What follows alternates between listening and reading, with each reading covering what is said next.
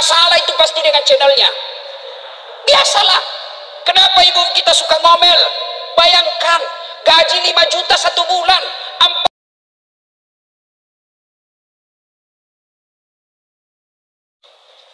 istri ngomel, bapak diam. Biarkan saja dia. Sudah ngomel, selesai sayang, selesai. Saya sudah mulai tidur. Ketawa sudah itu.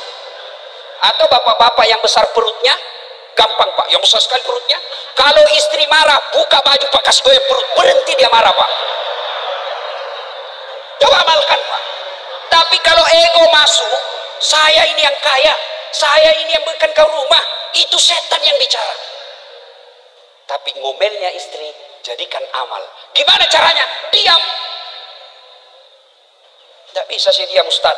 Ambil pil tidur, pak 2 biji, tidur pak. Dan itu juga ibu kalau ngomel, kalau suami tidak ngomong, jangan disuruh ngomong. Ada juga itu kita diam. Kenapa kau diam? Kau balas apa penjelasan? Diam pak.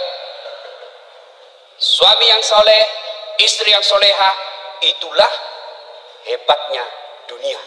Bukanlah bagian dari umatku suami yang tidak tahu memuliakan istrinya.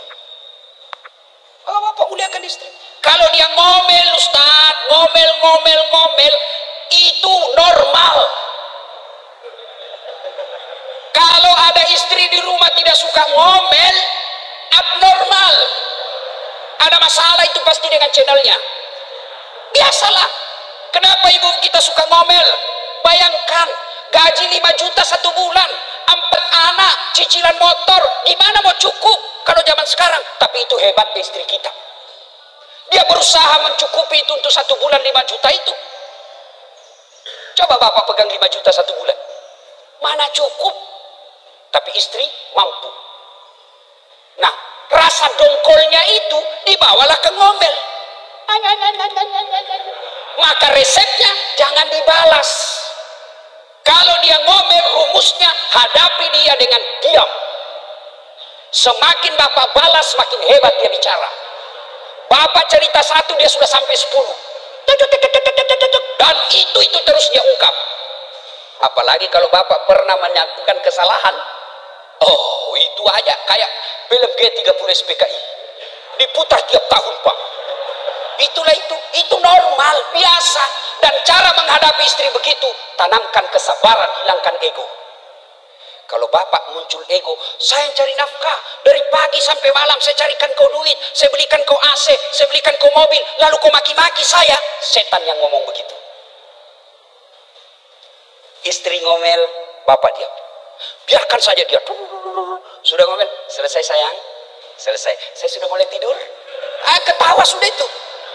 Atau bapak-bapak yang besar perutnya, gampang pak, yang besar sekali perutnya. Kalau istri marah, buka baju pak, kasih goyang perut, berhenti dia marah pak. Coba amalkan pak. Tapi kalau ego masuk, saya ini yang kaya, saya ini yang berikan kau rumah, itu setan yang bicara. Tapi ngomelnya istri jadikan amal. Gimana caranya? Diam. Tidak bisa sih diam Ustaz. Ambil pil tidur, pak 2 biji, tidur pak. Dan itu juga ibu kalau ngomel, kalau suami tidak ngomong, jangan disuruh ngomong. Ada juga itu kita diam. Kenapa kau diam? Kau balas apa penjelasan? Diam pak. Suami yang soleh, istri yang soleha, itulah hebatnya dunia.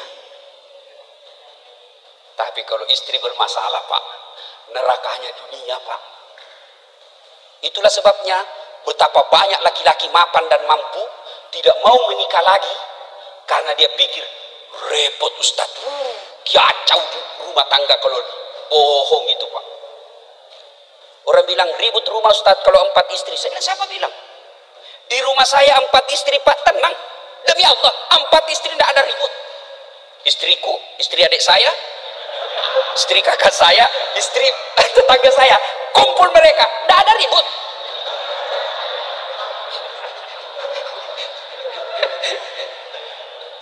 Atau maka adik-adik sekalian, hati-hati memilih jodoh, pakai 4 ini ya. Yang kedua, Surganya dunia kata para ahli tafsir yang menafsirkan fid dunia hasanah. Apa itu? Punya anak yang soleh dan soleha. Subhanallah Pak.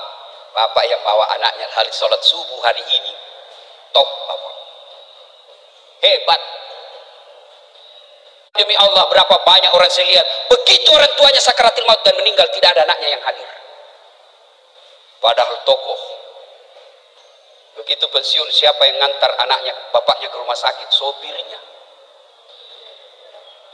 Ada kan yang begitu? Maka Bapak didik anak. Bagaimana cara punya anak yang soleh dan soleha? Satu, menurut Al-Quran. Surah Luqman. Ya bunayya, wahai anakku, la tusyrik billah, jangan kau mensyirikatkan Allah.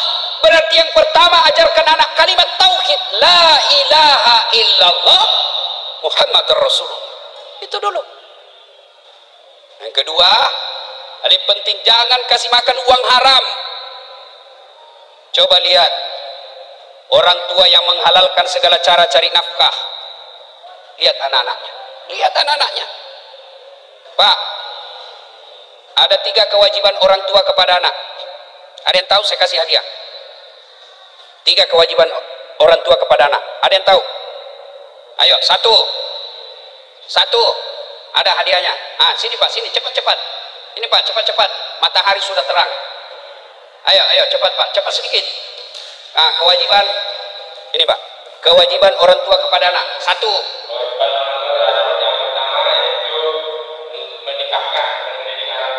Langsung menikah. Yang pertama apa dulu Pak? Terlalu lama waktu. Sudah hadiahnya. Terima kasih. Terima kasih. 1. Lahir kasih nama yang baik. Itu dulu. Nama yang baik bukan nama-nama artis. Nama yang baik bukan nama selebritis. Nama yang baik, nama yang ada doa dan harapan di dalamnya. Saya kasih kau nama anak Khalid. Ini Khalid ini salah satu sahabat, Khalid bin Walid, yang awalnya berperang dengan Nabi. Setelah masuk Islam, hidupnya habis untuk membela agama Allah. Saya mau seperti itu. Itu nama. 2, kata Nabi, kewajiban orang tua setelah kasih nama yang baik adalah berikan makan. Cari makannya halalan thayyiban wasi'an. Halal baik banyak. Yang ketiga, didik. Dari 3 kewajiban orang tua kepada anak ini, kita terlalu sibuk cari makannya, terlalu sibuk beri makannya, lupa didiknya. Padahal yang paling susah bukan cari makan. Kenapa? Tidak ada anak di komplek ini mati kelaparan. Ada yang mati kelaparan di kompleknya Bapak? Tidak ada. Yang mati narkoba mungkin ada, mati tabrakan mungkin ada, mati tawuran mungkin ada. Berarti yang sulit bukan cari makannya, tapi yang sulit mendidiknya. Ibu-ibu, tahu cicak? Tahu cicak? Bapak-bapak tahu cicak? Apa dia makan cicak? Apa? Nyamuk. Masuk akal enggak? Cicak cuma di dinding, nyamuk terbang. Gimana caranya mau ketemu? Tidak ada terminalnya. Tapi Allah Maha Kaya. Dengar lagu kita waktu kecil. Ini lagu-lagu kita kecil kan enak. Cicak-cicak di dinding, diam-diam merayap. Diam-diam merayap. Datang seekor nyamuk. Nyamuk yang datang. Tidak dikatakan nyamuk, cicak lompat ke nyamuk. Patah-patah kasihan cicak Pak. Tapi nyamuk yang masuk, Allah perintahkan, nyamuk masuk kau di mulutnya ini. Itu lagu-lagu dulu Pak. Memang ada nasihatnya. Kita waktu muda dulu, kita lagu-lagu kita kan enak Pak. Lagu paling Romai Rama. Mengapa minuman itu haram? Karena merusak pikiran. Mengapa berzina juga haram? Karena itu cara binatang. Mengapa semua yang asik-asik itu diharamkan? Mengapa semua yang enak-enak juga diharamkan? Jawabannya, itulah perangkap setan. Umpannya ialah bermacam-macam kesenangan. Kalau lagunya anak-anak sekarang di TikTok apa? Putar ke kiri nona, putar lagi ke kanan, apa itu putar kiri kanan? Ke bele-bele. Yang kedua, punya anak yang soleh dan soleha. Yang ketiga, karena waktu terbatas. Yang ketiga, punya harta yang bermanfaat, bukan harta yang banyak. Alhamdulillah, satu saudara kita hadir menghadirkan masjid. Inilah yang disebut harta manfaat. Pak Haji, deposito bapak meninggal, siapa yang punya? Anak. Iya, kalau anak kita baik tapi takut sama istrinya, susah Pak. Dia mau nyumbang, bikinkan bapak dulu. Bapakmu terus. Dia bilang, sudahlah kalau begitu, ngamuk lagi kau. Sudah, takut sama istrinya. Ada takut sama istrinya di sini? Ada? Berhenti kau jadi laki-laki. Ngamuk Ustaz, dia pecahkan piring, pecahkan juga. Dia pecahkan hak televisi, alhamdulillah dia berhenti nonton sinetron. Televisi, piring, gelas boleh dibeli, harga diri sebagai suami tidak boleh diinjak-injak istri. Takbir. Itulah semua yang takut sama istrinya itu tadi.